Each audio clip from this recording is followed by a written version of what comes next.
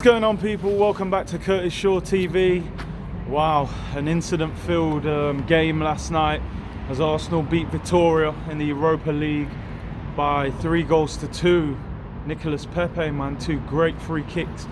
And I think in general he saved Emery's bacon a little bit because, you know, the fans were booing at half-time. They were singing Mesut Ozil songs. People were very frustrated, and, you know, those 2 free kicks really saved him. Let's get into the performance. Overall, it was a disappointing performance. I think Vitoria surprised Arsenal. They were better than we expected. They moved the ball well. They were quick in wide areas, and we just didn't defend well. We didn't cope with them. Dare I say it, you know, the word creativity again was lacking. Ozil was obviously left out of the squad. Is he going to be involved against Palace? I don't know. Or is it just the end for him now? Is Emery just freezing him out? Let's get into the player ratings anyway. Martinez in goal. I don't know, the goals, I'm not sure, the first one maybe. No, you know, I give him a 6. He made a couple of good saves in the second half. His kicking was alright. I give him a 6. Go to right back. You know, the defence, I don't think anyone in the defence can get a high rating after that. You know, Bellerin, he got caught out of position a few times. They were doubling up on him as well. Maybe he needed a bit more help. Still looks a bit shaky to me. I don't think he looks completely ready yet. It has been a bad injury. He's been out for a long time. It's maybe going to take him a little bit more time than we thought.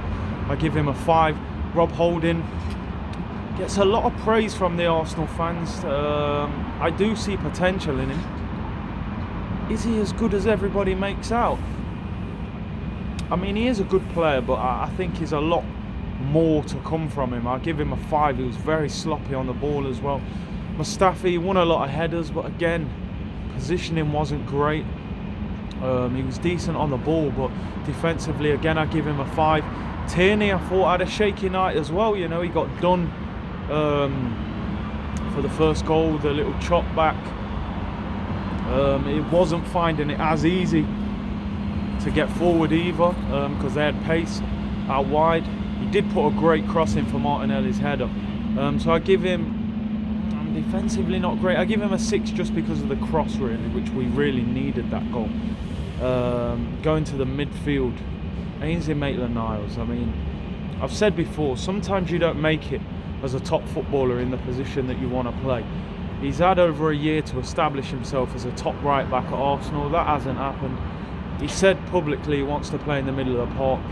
Emery gives him a chance, and he put an absolute shocker in. I mean, he looked like he'd smoked a joint the night before, or even just before the game. You know, you can't put in performances like that. He got caught on the ball, cost us a goal, got dragged at half-time, doing himself no favours.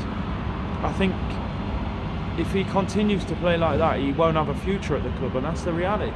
I don't think at the moment he's good enough in the middle of the park.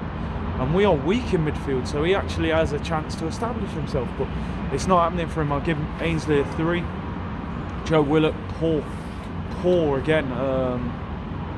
You know, he started the season well. Doesn't help that Emery's moving him in different positions. You know, he needs to allow him to really establish himself in a certain role. But he was poor, he was sloppy. I give him a 4. Who else was in there? Emile Smith-Rowe. I thought he did okay. He got on the ball, tried to make things happen, worked hard. I'm still not overly sure what his best position is. Is he a wide player? Is he a 10? I thought he was alright. I give him a 6. Gabriel Martinelli, who I thought had a really good game. You know, I love the way this guy runs at people. He's really positive. Took his goal well, keeps scoring. He deserves a chance in the team for me. I give him a 7. I thought he was good again. Lacazette.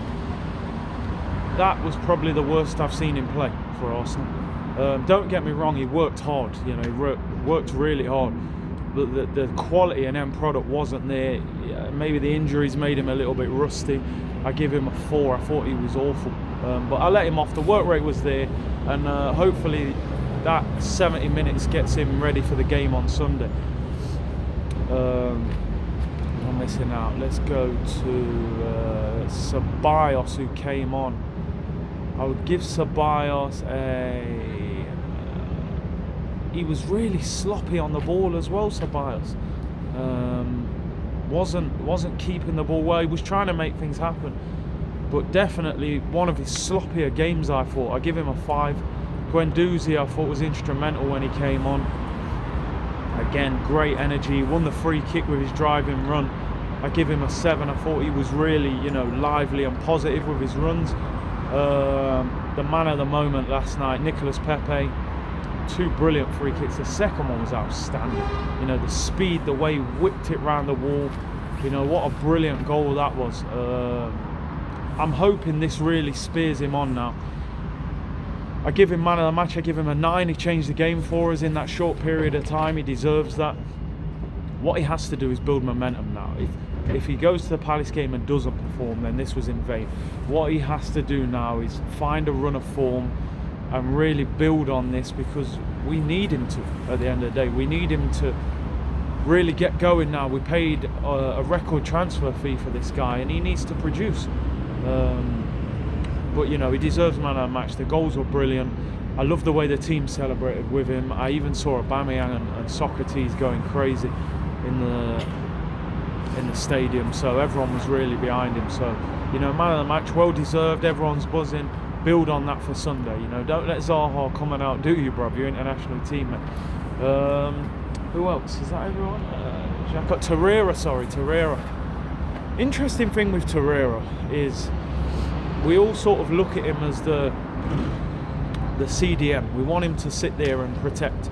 I don't think he wants to play that role. He strikes me as he wants to run and press higher up the pitch, which means you actually need a CDM behind Torreira, or a deep lying playmaker with discipline.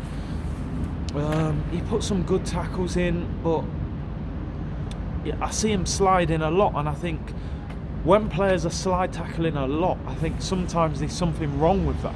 Sometimes it means you're getting caught out of position, or you're recovering all the time. I don't know. I thought he played okay. Gave the ball away a few times. I'll probably give Torreira a 5, maybe. Do I give him a 6? I give him a 5. I don't think he protected the back four that well. So I give him a 5. Unai Emery.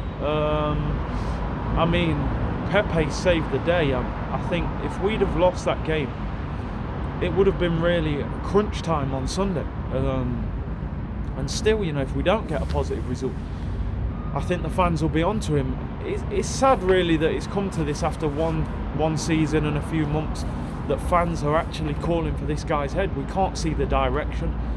But the funny thing is, in football, you can turn things around quickly. A few wins and we'll all settle down. But he was rescued by Pepe. But fair play, he brought him on. I give him a 5. I think he was lucky he got away with it. And that's the best I can give Emery, really. Don't forget, look out for the new show on AFTV, Talk is Cheap, with me and Laurie Lyle, out each and every Thursday. I've got a little podcast out with Deluded Gooner as well, that's out at the moment. Go and check out his channel, one of my favourite Arsenal YouTubers. And keep an eye out on the channel. I'll be putting out more content on this. Curtis Shaw TV. Like, comment, subscribe. Let me know about the player ratings. Let me know what you thought of the game last night.